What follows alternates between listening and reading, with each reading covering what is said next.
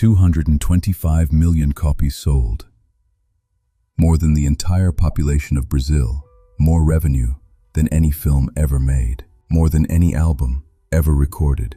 More than most countries produce in a year. One game. And on May 26, 2026, its successor arrives.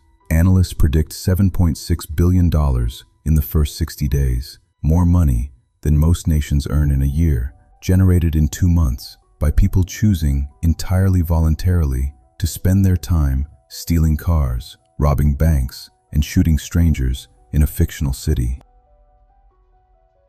Nobody forced them. Nobody deceived them. They chose it. 3.2 billion people play video games worldwide, and Grand Theft Auto, a game built around crime, violence, and moral chaos, is the most successful entertainment franchise in human history. The question nobody is asking, the question this documentary intends to answer, is not whether GTA is good or bad. It is what our love of GTA reveals about us.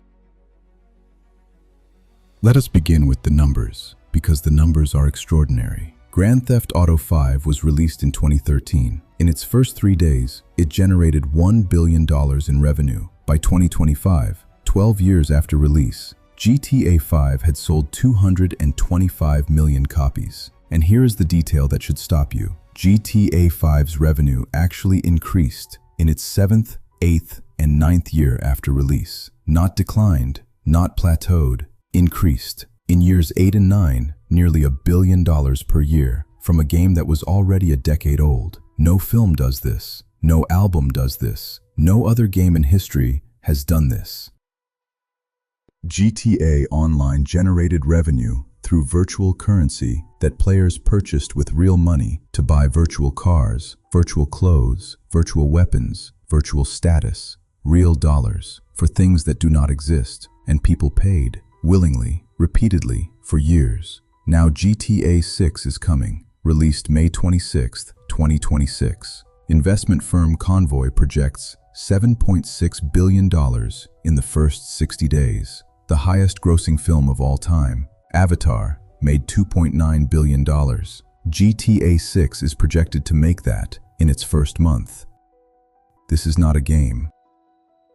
This is an economic force disguised as entertainment. To understand why GTA works, we need to understand what it does to the brain. Specifically, we need to understand dopamine. A 2023 study from the University of California found that dopamine release during gaming can reach levels comparable to those triggered by certain stimulant drugs. The mechanisms GTA uses to generate this response are not accidental. They are engineered. B.F. Skinner demonstrated in the 1950s that the most powerful behavioral reinforcement is not a guaranteed reward. It is an unpredictable one. When you do not know if the next action will produce a reward, the brain releases more dopamine in anticipation than it would for a guaranteed outcome. Slot machines use this principle. GTA uses it throughout. Every mission completed, uncertain reward. Every heist planned, uncertain outcome. Every random encounter in the open world, unpredictable consequence. The brain cannot stop seeking the next dopamine hit because it never knows exactly when it is coming. Psychological research consistently identifies two of the deepest human needs: the need for autonomy, the freedom to make meaningful choices, and the need for mastery, the sense of growing competence over time. GTA's open world satisfies both in ways that real life frequently cannot. In real life, most people have limited choices, limited power, limited ability to dramatically reshape their immediate environment. In GTA, you can do anything, go anywhere, be anyone, with no permanent consequences. The psychological relief of that freedom for people whose daily lives feel constrained, powerless, or small is profound. Here is the question at the center of everything. Why do billions of people choose to play a criminal, not a hero, not a savior, not a builder, a thief, a murderer, a fraudster? What does it say about human nature that the most successful entertainment product in history is built around crime? The answer is more interesting than most people expect, and it has nothing to do with moral corruption. Carl Jung, the Swiss psychologist, developed the concept of the shadow. the collection of impulses, desires, and tendencies that civilized life requires us to suppress. Anger we cannot express, power we cannot exercise, rules we cannot break. Every functioning society requires its members to suppress enormous parts of their psychological selves. We learn to be polite when we want to rage. We follow rules when we want to rebel. We defer to authority when we want to resist. The shadow does not disappear. It goes underground, and it looks for outlets. GTA provides one. A study published in Molecular Psychiatry followed participants who played GTA for 12 hours over 3 weeks. The result? No measurable increase in real-world aggression, no change in empathy, no change in hostile behavior. The violence stayed in the game. A 2023 neuroimaging study published in eLife found that playing violent GTA produced no negative effect on human empathy for pain or emotional reactivity to violence. The brain understood the difference between the game and reality.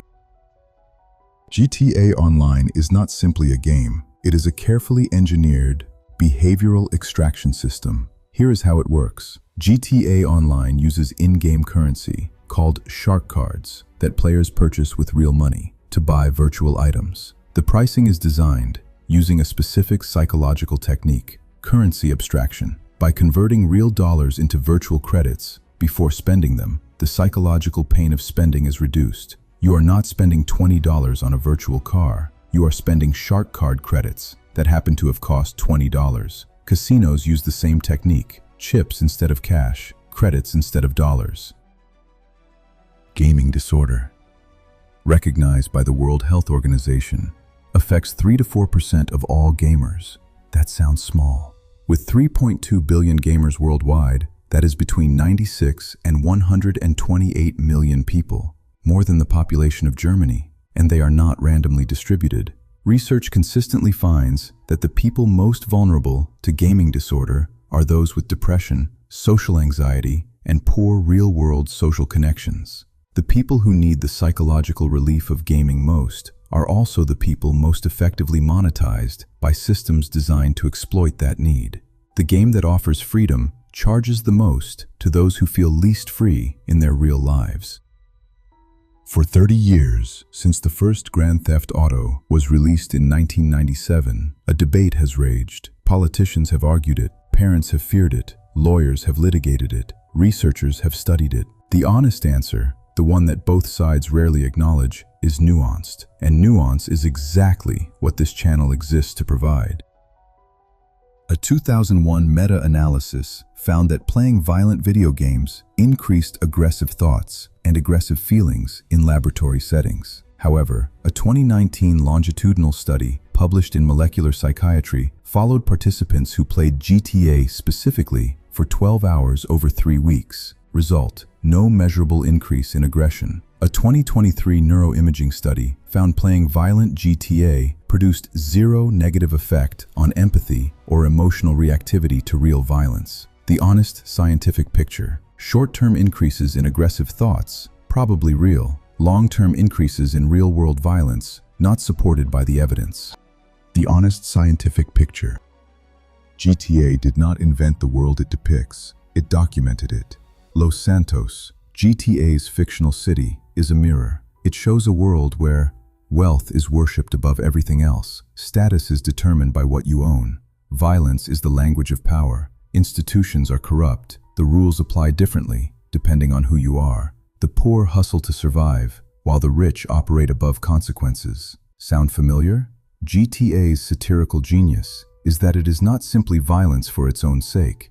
It is a viciously accurate critique of the society that produced it.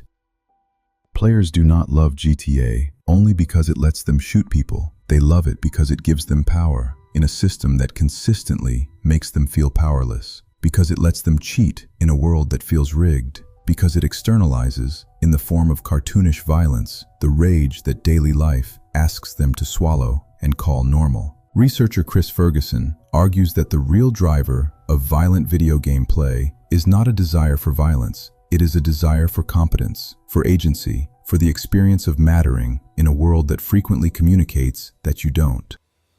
GTA Online has a functioning economy. Players earn virtual currency, buy virtual assets, build virtual empires, display virtual wealth. And here is what makes it remarkable. The behavior inside GTA Online mirrors real-world economic behavior with extraordinary precision. Players hoard wealth they do not need, display status to people they will never meet, exploit others to gain advantage. The same drives that move money in the real world move virtual currency in GTA Online. Status, competition, fear of scarcity, the need to be seen as significant.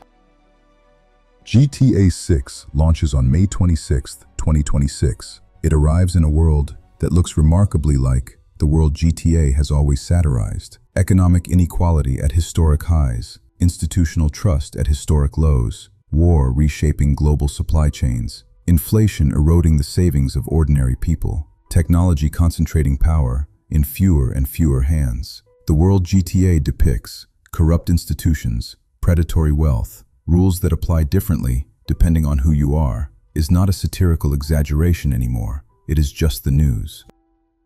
The machine that satirizes capitalism is itself one of capitalism's most perfect products. It sells the experience of rebellion at full retail price. It packages the desire for agency into a product that extracts maximum revenue from the people who feel least agency in their real lives. This is not a criticism of the game. It is an observation about the system, about how even the critique of an exploitative world can become an instrument of that world, packaged, priced, and sold back to the people it was meant to liberate.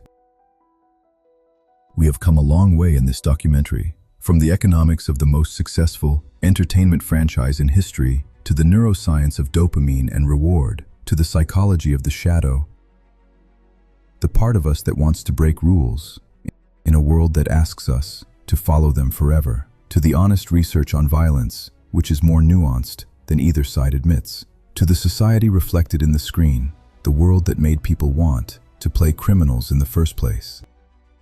GTA is not a symptom of a sick society, it is a mirror of a human one.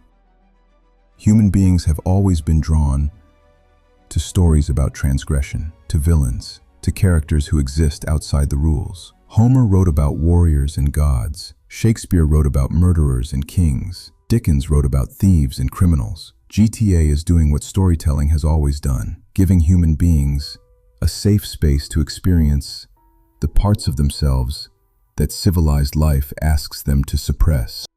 225 million copies, 3.2 billion gamers, $7.6 billion in 60 days. These are not numbers about a game, they are numbers about us, about what we want when no one is watching, about what we need that the real world is not providing, about the parts of ourselves we have been asked to suppress for so long, by so many, in so many ways, that we will pay almost anything for 2 hours of not suppressing them. GTA did not create this hunger, it just found it, packaged it, and sold it back to us at scale.